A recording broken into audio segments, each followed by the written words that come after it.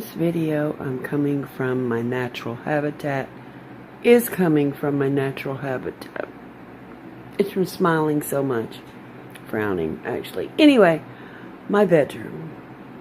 Because I was going to say smell. I feel, I'm not talking to you. I feel like a big rolled up dog turd.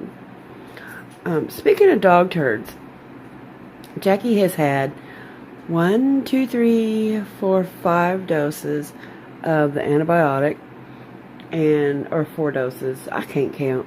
Anyway, and his cough is pretty much gone.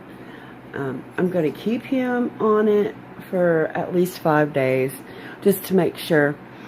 But his cough was starting to get a little better anyway, but he had had it for almost, like a week and a half, 2 weeks. And, you know, they can get pneumonia just like we do. They have their own special, I don't think it's human grade, type of respiratory stuff. I don't think we can give them to each other, but I wouldn't be surprised, as sick as I was. I'm pretty much over my crap. The cough a little bit, but it's not as bad as it was. But this vlog is not going to be an hour long like my last one. I just wanted to say that I'm frustrated with myself because I'd really hoped the last few days, because I was feeling pretty good, that I could get my room fixed up. And the reason it's so important to have my room fixed up is I'm in my room like 75% of the time, if not more, because of health issues. But and I have my hospital bed here that I can either sit on, inclined or reclined, whatever, or lay down if I have to. And all my craft supplies, I do have them in boxes and the little cubby square things, but they're scattered everywhere. I don't know where anything is. When I look for something, I can't find it. And this is a small bedroom, so... And I was just going to carry all of those to the couch and clean, sweep, because I've never seen a dog shed like our dog. I'm not kidding you. In fact, the next time he goes to groomers, I'm getting him shaved. He's going to be a shaved dog, because I can't deal with the hair. He's still going to shed, but not as bad. He's a beautiful dog, though. Pain in the butt. But anyway, so I really, really want to get that. I have been wanting to, but it's just getting worse. It's starting to push me out of the room. So, tonight at church, I have not been to church since I've been sick. I do my little Bible study, and I listen, not as much as I should, and I listen to some podcasts and such. But I haven't been, because at first I didn't want to be coughing and hacking and all that stuff, and I didn't know if I was contagious, because Sarah was having her little stuff. I don't think I ever gave her what I had. Either that or her immune system is freaking awesome, which it should be, being 13, because she would have something 2 days, she'd be better. Most of her stuff was stomach stuff, and I hadn't had that. But anyway, tonight they're having Catch the Flag, I guess, over at the Mission, or the children's group home here in town, which I was not aware they had one. I guess they do. Anyway, and from 7 to 9, or 6 to 9 tonight, Sarah was kind of excited about going, since her sleepover, the group I jump thing and all that stuff they had. She did stay all night, but she did not. She had a lot of issues. That's a few videos back. But she has not wanted to go back to church since. She's talked to a couple of her friends from church, but she came in my room last night and she was upset and crying and saying that they're just going to make fun of her or ignore her, like always happens. A lot of people, and this happens in adults too, when you don't understand someone, or they don't respond to you the way that a neurotypical person would, or a non-disabled person would, people tend to shy away from them.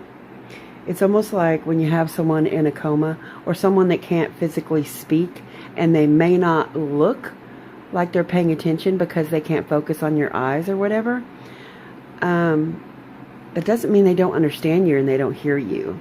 They may not be able to let you know, hey, I can hear you and I'm answering. I'm telepathically sending you messages, whatever. But that doesn't mean they're dead inside just because they can't respond properly or the way the world thinks they should. And that kind of happens with autistic kids or kids with high functioning autism or anywhere on the spectrum, really, because their responses to interaction with their peers and adults, because of so much anxiety, because that is super common, especially in the higher functioning kids, their interaction is different or not normal. So kids tend to ignore instead of try to interact, and that's really sad. It's really, really sad. But anyway, and it just breaks her heart that people don't treat her normal, like everyone else. I mean, her best friend used to go to school here, and she moved to Colorado. Not Washington, it's Colorado, I think. And they interact more than local people, local friends. And she's only got a couple. But anyway, I don't want to keep talking about that. But so she decided last night, she told me, I don't want to go. So I just don't want to go. And I said, okay, it's your decision. You're 13. You can decide. I'm not going to make you. You're not in nursery class anymore. So, and Sunday night, they don't have children's church or anything. So I will probably just stay home and study. I personally, I think it's great when you have a church family. I think you help hold each other up and you help encourage each other, and that's great. But I also think that you are fine on your own, because sometimes, I mean, it's you and God spending time together. If you're a Christian, you believe that. So it shouldn't matter where you're at. You can be doing laundry at the laundromat and praising God. You know what I mean? That doesn't mean you're dancing around and yelling hallelujah. You can do it all in your head, in your heart. You don't have to be in church. There's no rule. You have to be in church. It's great because, like I said, you encourage each other. You're not alone. But who knows if you're asking questions of humans, mere humans, and seeking big answers. Do they really have the answer just because they went to college? And I'm not saying preachers are stupid. I'm just saying. Okay, this is already 8 minutes long, and I said it wasn't going to be long, so I apologize. But that's all I got to say. I'm not really feeling good today, but I've got to do my room. Somebody encourage me. Kick my butt. I've got to do something in here. I've got crafts. I've got plenty of time because all my swaps are going to be Easter. So that's April 21st, I think. So I've got plenty of time to do those. But, yeah, so. All right. Talk to you guys later. God bless. Have a wonderful day. Do something good for somebody. Take care. Bye.